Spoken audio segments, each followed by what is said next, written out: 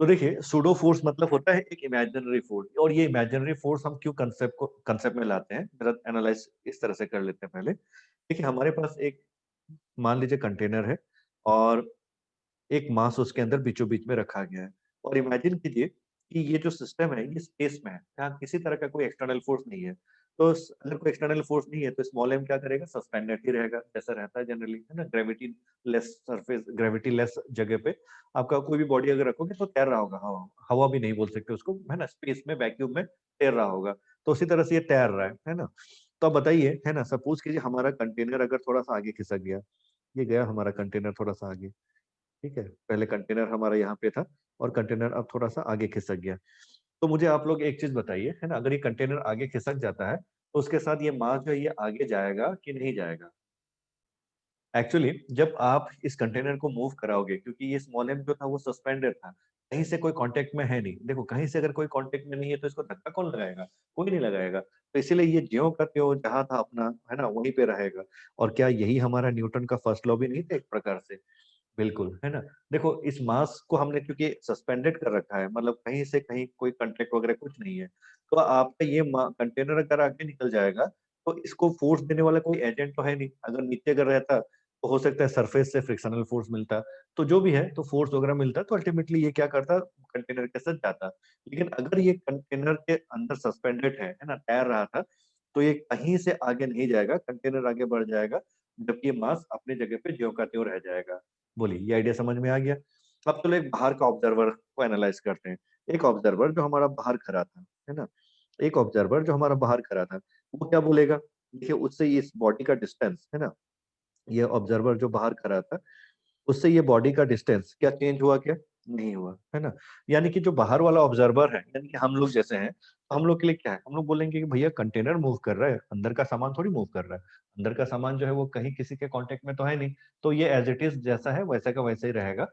सिर्फ हमारा container move कर रहा है ना, मास वैसे रह जाएगा। लेकिन यही सवाल अगर मान लीजिए आप कंटेनर के अंदर बैठे किसी आदमी से और पूछो, मान लो ये कंटेनर के अंदर बैठा दूसरा आदमी था, है ना, कंटेनर के अंदर बैठा ये दूसरा आदमी बी है, ठीक है। अगर आप बी से पूछो क्या बी भी सेम वही जवाब देगा, है ना?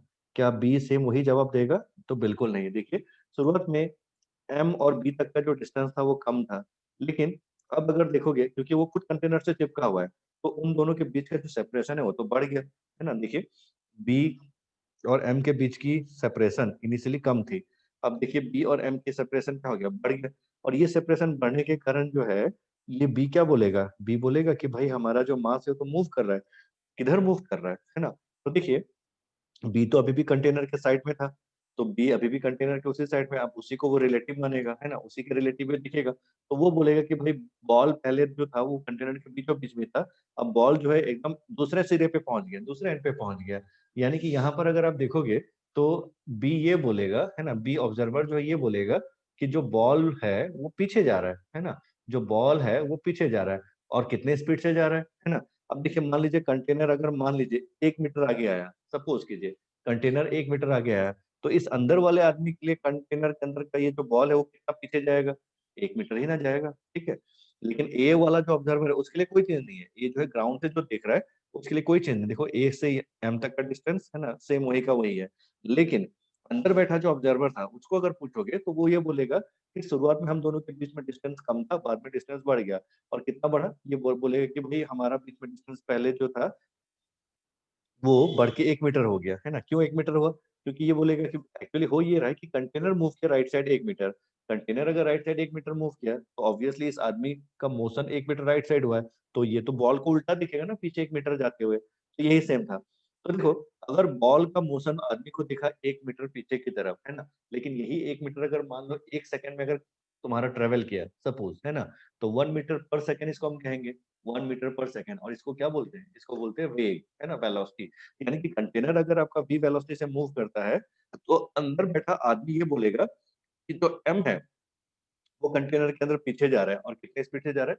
v स्पीड से जा रहा है, 1 मीटर पर सेकंड स्पीड से जा रहा है, ऐसा, है ना। अब वही चीज अगर हम यहाँ बोलते हैं कि चलो कंटेनर एक्सेलरेट कर रहा था ए से, है ना, अब एक्सेलरेशन पे आ गया, ठीक है, तो कंटेनर के अंदर बैठा आदमी क्या बोलेगा? ये मास जो है वो पीछे एक्सेलरेट कर रहा है, बोलेगा कि नहीं? है ना, कितना एक्सेलरेशन बोलेगा? ए एक्सेलरेशन बोलेगा, क्योंकि वो खुद एक्सेलरेट कर रहा था एक्चुअली राइट साइड में ए से, तो वो अपना तो मोशन नहीं देखेगा, वो बी जो है वो एम में अपना मोशन को फील करेगा और वो बोलेगा कि भाई पीछे जा रहा है ना? अब देखो एक्सेलरेशन कंटेनर के अंदर, है ना? इस बॉल का, है ना? इस मैन के रिलेटिव कितना है? पीछे की तरफ ए।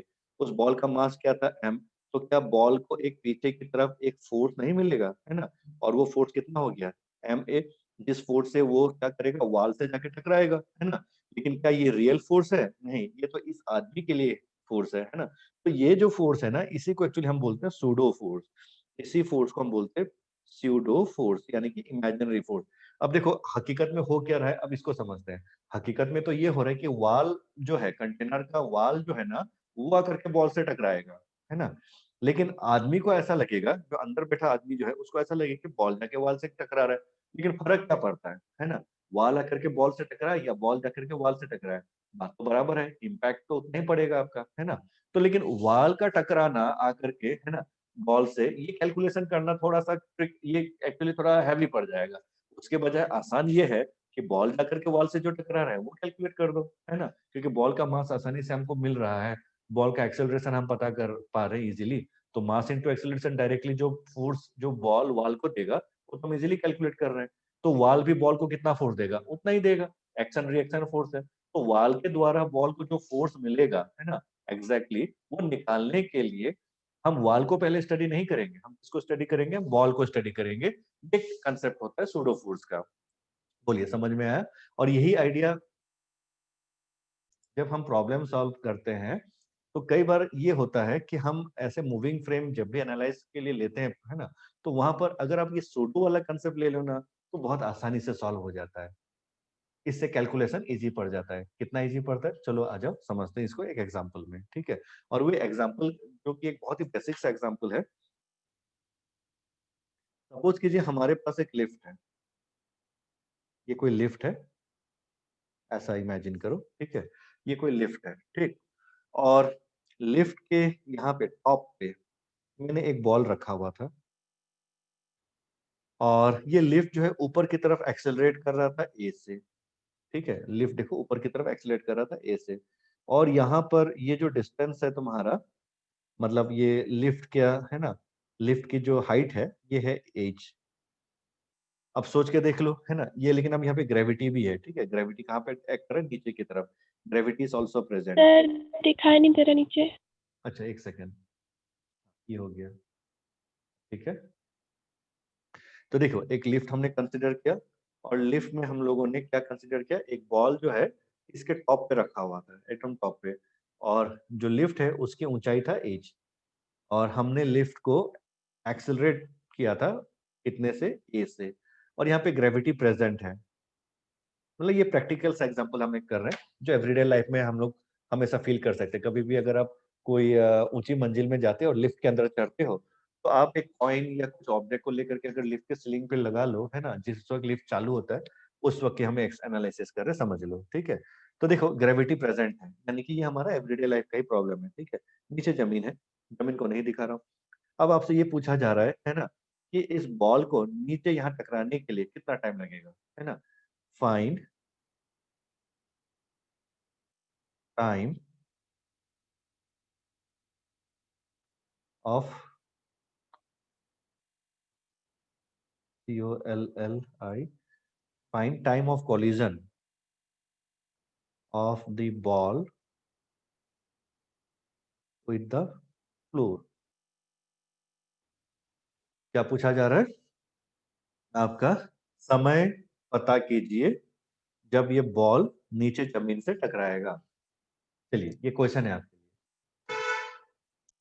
देखिए सूडो फोर्स के अकॉर्डिंग अगर आप सॉल्व करोगे तो जी प्लस ए की जो वैल्यू है ना, ये नीचे की तरफ आप लोगे, क्योंकि लिफ्ट खुद ए एक्सेलरेशन से ऊपर जा रहा था, तो ये अंदर बैठा ऑब्जर्वर ये बोलेगा कि बॉल जो नीचे आ रहा था with an acceleration g plus a. तो इसीलिए हमारा इस ऑब्जर्वर के लिए, अंदर बैठा ऑब्जर्वर के लिए जो इक्वेशन हो जाएगा h is equal to u t plus half a t square, और यू टी जीरो, तो h is equal to half, effective a की वैल्यू हो जाएगी g plus a into t square, और टी की value directly under root of twice h by g plus a आप एक ही बार में निकाल सकते हो, है ना? बता दे रहा हूँ, ये हमारा कोई लिफ्ट है, और ये लिफ्ट के अंदर हमने एक मास स्मॉल m को लिफ्ट के बेस पे रखा हुआ था और लिफ्ट एक्सेलरेट कर रहा था ऊपर की ओर, है ना। तो लिफ्ट अगर ऊपर एक्सेलरेट करता है तो ये जो मास है इसको कांटेक्ट फोर्स, तो ये लिफ्ट का बेस दे ही रहा है, ये एन कांटेक्ट फोर्स है ना। तो ये कांटेक्ट फोर्स की वैल्यू कितनी होगी इस क्वेश्चन में? पहले आप ये मान लीजिए कि आपके पास है ना किसी तरह का कोई मोशन नहीं है, एक्सेलरेशन नहीं है, ऐसा एज्यूम करो। और अगर ऐसा नहीं है ना, तो फिर आप सीधा देख सकते हो कि भाई ये स्मॉल नेम है, इसको नीचे कौन सा फोर्स मिलना चाहिए, mg मिलना चाहिए। और एक कॉन्टेक्ट फोर्स n कौन दे रहा है, ये लिफ्ट का बेस दे रहा है, तो n इक्वल टू क्या होना चाहिए, mg। बस हो गया, खत्म कहानी। लेकिन अब अपना उंगली हटाओ और देखो, अब देखो आपको साफ दिख रहा है कि जो लिफ्ट है ऊपर जा रहा है कितने एक्सेलरेशन से, a से। तो अगर लिफ्ट ऊपर जा रहा था एक्सेलरेशन से तो एक और एक्स्ट्रा फोर्स नीचे मिलेगा और वो हो जाएगा ma, क्योंकि मास m है तो एक्सेलरेशन ऊपर की तरफ a था तो ma, है ना। पिछले क्वेश्चन में सिर्फ मोशन का था तो इसलिए a प्लस जी, तो यहाँ पर क्या हो जाएगा mg प्लस ma। तो हियर है ना n is equal to m times of g plus a, और कुछ नहीं।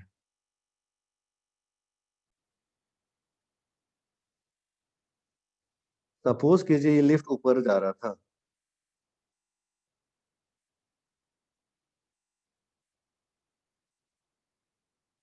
सपोज कीजिए ये लिफ्ट जा रहा था ऊपर की तरफ विथ स्पीड u, है ना। ये लिफ्ट है हमारा और ये ऊपर जा रहा था विथ स्पीड u, और इसके अंदर फिर से एक मास था m, और लिफ्ट रुकने ही वाला है यानी कि ब्रेक लगा दिया, ठीक है। और लिफ्ट का जो रिटार्डेशन है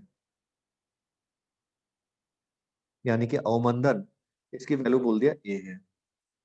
तो इस लिफ्ट के अंदर रखा जो स्मॉल एम है इसको कॉन्टेक्ट फोर्स कितना मिलेगा?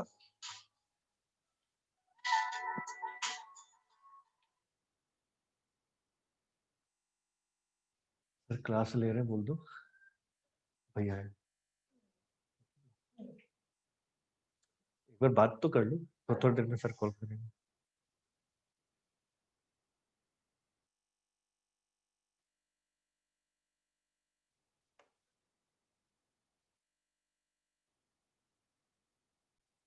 बहुत ही सिंपल है, इसके लिए मैं इसका ना फ्री बॉडी डायग्राम बाहर बना के दिखा रहा हूँ, है ना। इस एग्जाम्पल का फ्री बॉडी डायग्राम जो है बाहर बना के दिखा रहा हूँ। देखो, अगर ये ब्लॉक था और इसका मास है m, इसको नीचे की तरफ फोर्स मिल रहा था mg और ऊपर की तरफ n, ये दो फोर्सेस तो यूजुअली मिलते ही मिलते हैं। लेकिन देखो, ऊपर की तरफ यू स्पीड से जा रहा है ना, ऊपर की तरफ यू स्पीड से जा रहा है, ये हम लोगों ने देखा था। तो रिटार्डेशन, लेकिन ए बोल दिया, रिटार्डेशन है मतलब रुकने वाला है। लेकिन देखो ऊपर जा रहा है बोल करके अभी फिर से पिछले बार जैसा एम ए नीचे लगेगा ऐसा नहीं। रिटार्डेशन मतलब क्या होता है, स्लो डाउन होना ना।